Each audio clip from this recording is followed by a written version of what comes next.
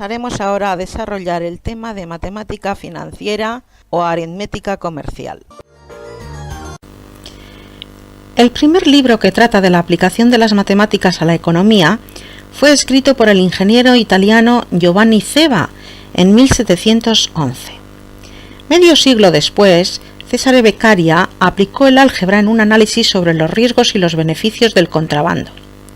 Sin embargo, el primer intento de explorar sistemáticamente el tema es la obra de Agustín Cournot sobre la búsqueda de los principios matemáticos en la teoría de las riquezas, publicada en 1838. La obra de Cournot, nacido en 1801, fallecido en 1877, era un matemático y filósofo francés, pareció un fracaso cuando fue publicada, por ser demasiado avanzada para su época. La aplicación de las matemáticas a la economía no se reduce ni mucho menos a la formulación de unos resultados. Las matemáticas no solo prestan su ayuda a la economía, sino que se convierten en su mejor aliada. En este tema vamos a estudiar conceptos que con formulación matemática y carácter económico se utilizan de forma habitual en la sociedad. El interés que produce una cantidad de dinero depositada a plazo determinado en una entidad bancaria, las anualidades que se han de pagar por la compra de algún bien realizado a plazos, son algunas de las situaciones habituales relacionadas con la aritmética comercial. Vamos a introducirnos en la matemática financiera. Cuando se dispone de una cantidad de dinero, capital, se puede destinar o bien a gastarlo, satisfaciendo alguna necesidad, o bien a invertirlo para recuperarlo en un futuro más o menos próximo según se acuerde. De la misma manera que estamos dispuestos a gastarlo para satisfacer una necesidad, estaremos dispuestos a invertir siempre y cuando la compensación económica nos resulte suficiente. En este sentido, el principio básico de la preferencia de liquidez establece que a igualdad de cantidad, los bienes más cercanos en el tiempo son preferibles a los disponibles en momentos más lejanos. La razón es el sacrificio del consumo. Este aprecio de la liquidez es subjetivo, pero el mercado de dinero le asigna un valor objetivo fijando un precio por la financiación que se llama interés. El interés se puede definir como la retribución por el aplazamiento en el tiempo del consumo, esto es, el precio por el alquiler o uso del dinero durante un periodo de tiempo. Esta compensación económica se exige, entre otras, por tres razones básicas. Primero, por el riesgo que se asume. Segundo, por la falta de disponibilidad que supone desprenderse del capital durante un tiempo. Tercero, por la depreciación del valor del dinero en el tiempo. La cuantificación de esa compensación económica de los intereses depende de tres variables, a saber, la cuantía del capital invertido, el tiempo que dura la operación y el tanto de interés al que se acuerda la operación. Por otra parte, cuando se habla de capital financiero, nos referimos a una cuantía que llamaremos C de unidades monetarias asociada a un momento determinado de tiempo que llamaremos T. Finalmente, en una operación financiera no tiene sentido hablar de capitales iguales, aquellos en los que coinciden cuantías y vencimientos, sino que siempre estaremos refiriéndonos a capitales equivalentes, cuya definición veremos más adelante, pero podemos adelantar la idea de que hay equivalencia entre dos capitales cuando a su propietario le resulta indiferente una situación u otra. Por ejemplo, nos puede resultar indiferente cobrar hoy 1.000 euros a cobrar 1.050 euros dentro de un año. Entonces diremos que ambos capitales, 1.000 euros ahora en tiempo cero o 1.050 euros en tiempo 1 al año que viene, son equivalentes. De una manera más general, dos capitales cualesquiera, C1 con vencimiento T1 y C2 con vencimiento T2, son equivalentes cuando se está de acuerdo en intercambiar uno por otro. El concepto de equivalencia no significa que no haya ganancia o coste en la operación. Todo lo contrario, la equivalencia permite cuantificar ese beneficio o pérdida que estamos dispuestos a asumir en una operación concreta. Para que una operación financiera se realice, es necesario que a los sujetos intervinientes las cuantías que dan y reciben les resulten equivalentes. Es necesario, por tanto, que deudor y acreedor se pongan de acuerdo en cuantificar los capitales de los que se parte y a los que finalmente se llega. Esto implica elegir un método matemático que permita dicha sustitución, es decir, una ley financiera. Por tanto, la ley financiera se define como un modelo matemático, es decir, una fórmula, que nos sirve para cuantificar los intereses por el aplazamiento y o anticipación de un capital en el tiempo. Conociendo las diferentes leyes financieras que existen y cómo funcionan, se podrán sustituir unos capitales por otros, pudiéndose formalizar las diferentes operaciones financieras. Vamos a analizar el concepto de capitales equivalentes. En una operación financiera no tiene sentido hablar de capitales iguales, es decir, aquellos en los que coinciden cuantías y vencimientos, sino que siempre estaremos refiriéndonos a capitales equivalentes, cuya definición daremos más adelante, pero adelantamos la idea de que hay equivalencia entre dos capitales cuando a su propietario le resulta indiferente una situación u otra. Es decir, si a usted le resulta indiferente cobrar hoy 1.000 euros a cobrar 1.050 euros dentro de un año, entonces diremos que ambos capitales 1.000, 0 y 1.050, 1 son equivalentes. Vamos a concretar dos reglas básicas en matemáticas financieras. Ante dos capitales de igual cuantía en distintos momentos, se preferirá aquel que sea más cercano. Y ante dos capitales en el mismo momento pero de distinto importe, se preferirá aquel cuyo importe sea más elevado. Hablaremos ahora de los tantos por ciento. Calcular el tanto por ciento T por cien de una cantidad A consiste en encontrar una cantidad B de forma que A y B estén en la misma proporción que C y T. Así, si el T% de una cantidad A es otra cantidad B, se verifica la relación que A es a B como 100 es a T. Por tanto, sin tener más que dos de estos datos, se podría averiguar el tercero. Decir que el T% de cierto colectivo, cuya representación debe ser numérica, verifica alguna condición, significa que de cada 100 individuos de ese colectivo, T cumplen dicha condición. Analizaremos ahora los siguientes ejemplos. Vamos a calcular en cuánto se transforma una cantidad. En el primer caso, supongamos que la cantidad C va a sufrir un aumento del 12%. Entonces tendremos la cantidad que teníamos C más el 12% de C, es decir, C más 0,12 por C, y eso es igual a 1,12 por C, es decir, un coeficiente superior a 1 por la cantidad que teníamos. Es decir, que si C aumenta el 12%, se transforma en 1,12 por 100, o sea, la cantidad más 12 centésimas.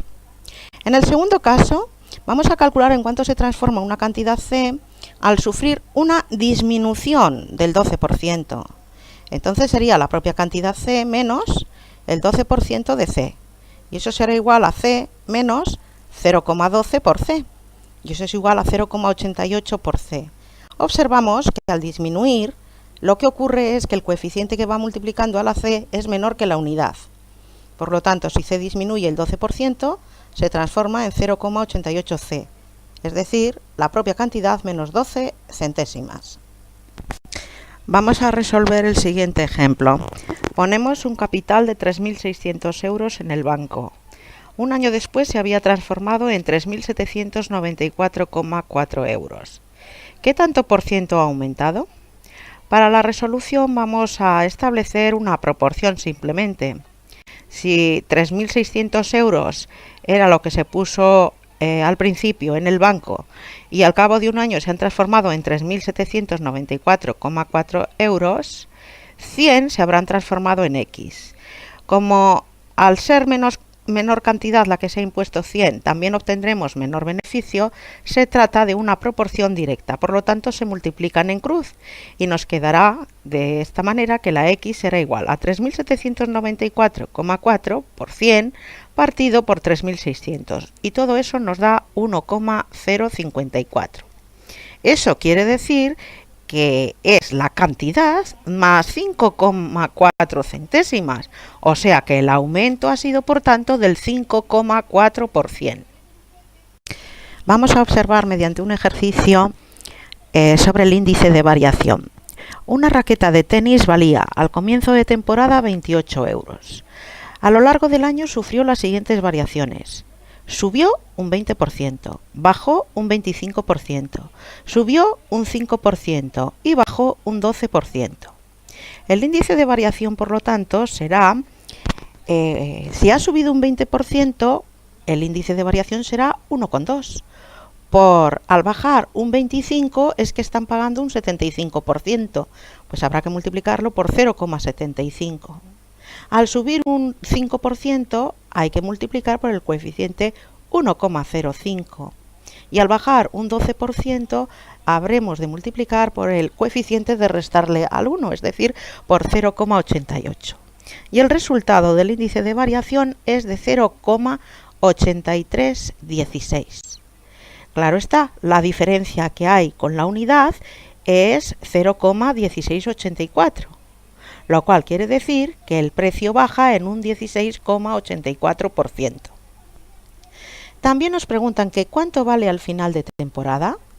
Bueno, pues el precio final será el precio que tenía al comienzo de temporada, 28 euros, por el índice que nos ha salido 0,8316. Y entonces el precio será 23,2848 euros. Trataremos de resolver este otro ejercicio que nos dice: una entrada de un cine costaba el año pasado 3,30 euros y este año 4,10 euros. ¿Cuál ha sido el índice de variación? Bien, pues el índice de variación, por la proporción que hemos comentado anteriormente, bastará con dividir el precio nuevo entre el precio antiguo, es decir, 4,10 entre 3,30. Y eso da 1,24, es decir, el 24 es los decimales periódicos. ¿Cuál será el porcentaje de subida entonces? Pues el porcentaje de subida será 24,24.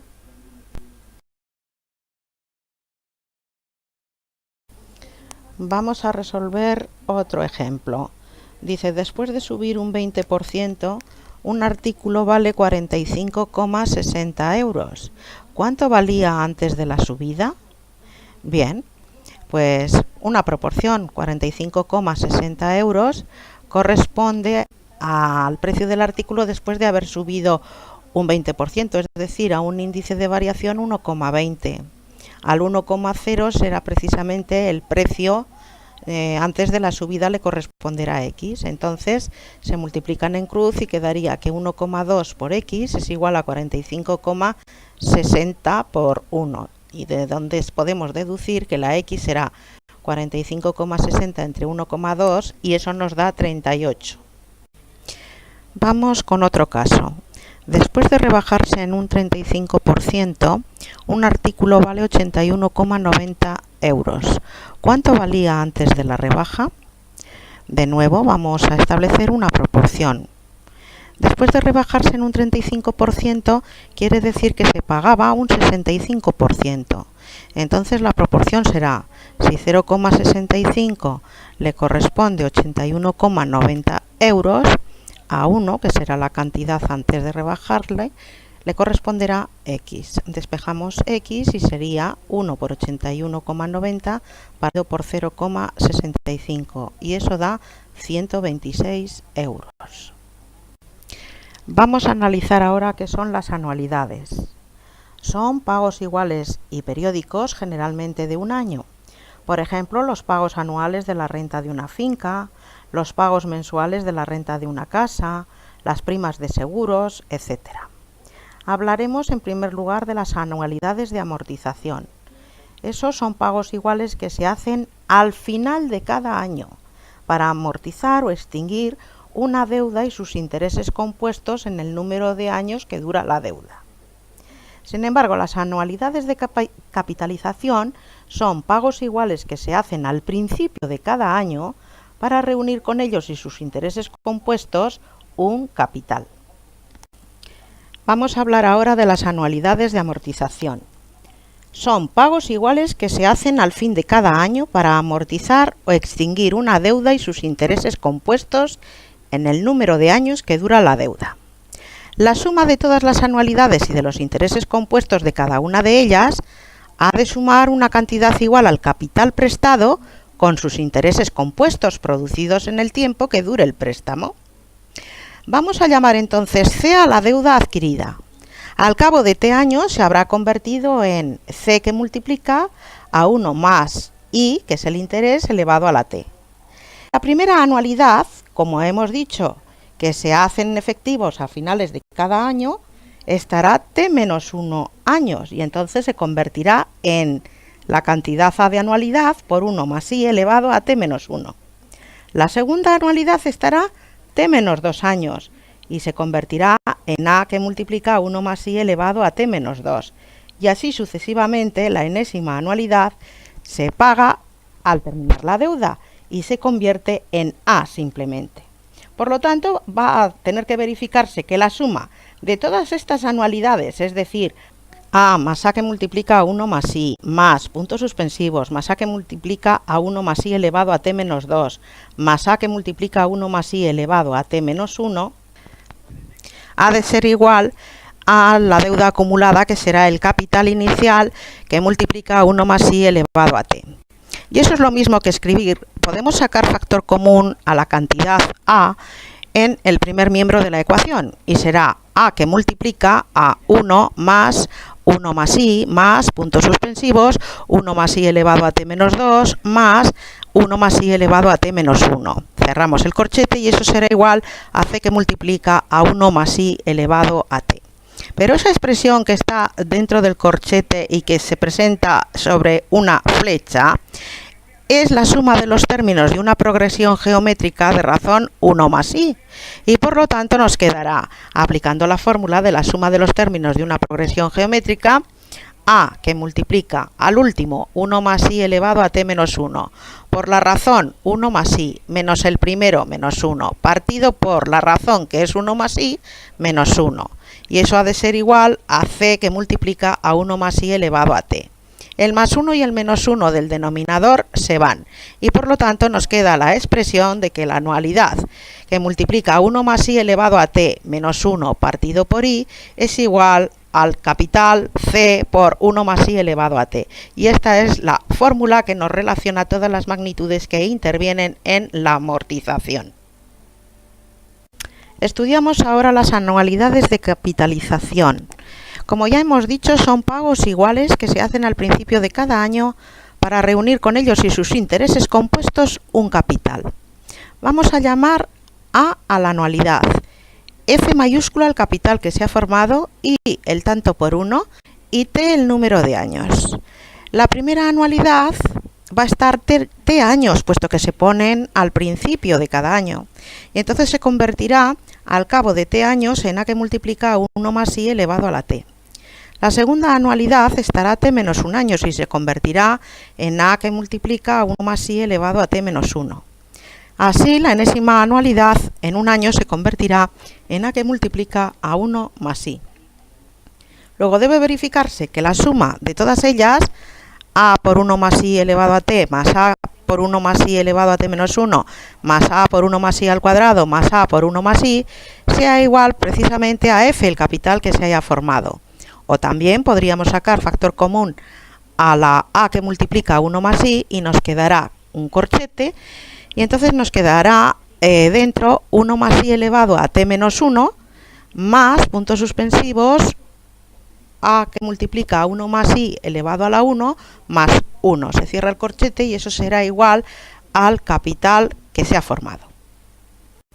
Partimos de la expresión anterior, A que multiplica a 1 más I por el corchete 1 más I elevado a T menos 1 más 1 más I elevado a la 1 más 1. Ese corchete que está bajo la flecha va a ser la suma de los términos de una progresión geométrica de razón 1 más I. Bien, todo ello estaba igualado al capital final.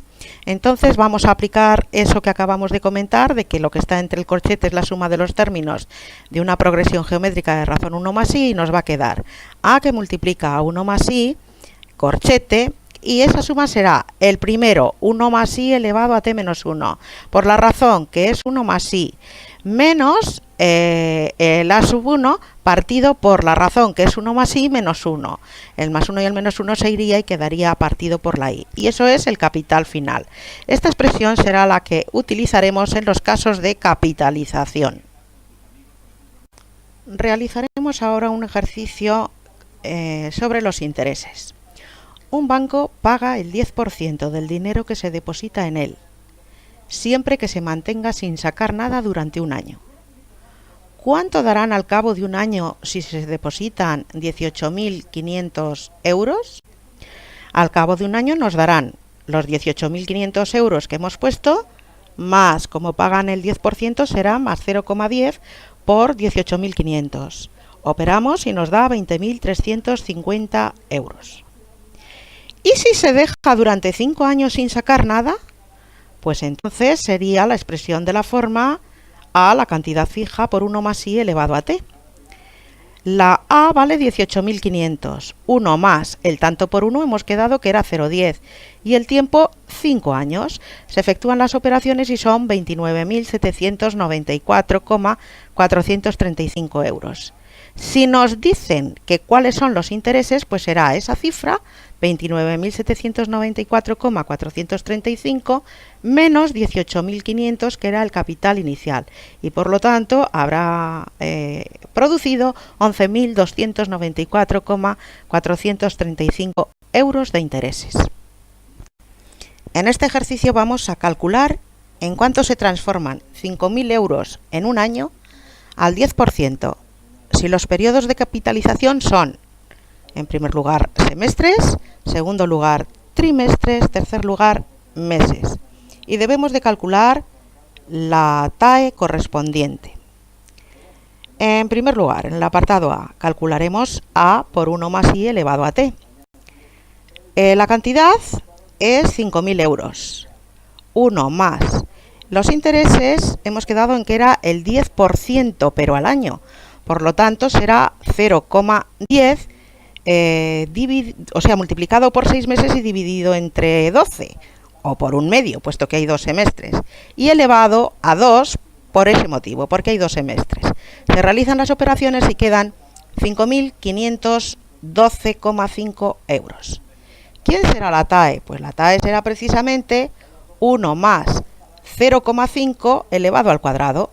Eso nos da 1,1025 y entonces podemos decir que la TAE es el 10,25%. De forma muy similar se va a calcular en el caso de los trimestres, en el apartado B. La cantidad A es 5.000 y entonces multiplica 1 más. ¿Cuánto será el tanto por 1? Pues el tanto por 1 será 0,10 entre 12 meses, pero por 3 trimestres, y elevado a la 4 trimestres que tiene un año. Entonces, esas operaciones resultan 5.519,06 euros. ¿Cuál será la TAE? Pues la TAE será esta potencia, es decir, el 1 más el 0,025 elevado a la cuarta. Y eso da un 1,1038, lo cual significa que la tasa que nos piden es 10,38%. Bien, y en último lugar nos hablan de que el periodo de capitalización sean meses. Pues entonces aplicamos la misma expresión, pero sería la cantidad A, 5.000, que multiplica a 1 más el tanto por 1 es 0,10 dividido entre 12 meses y por un mes.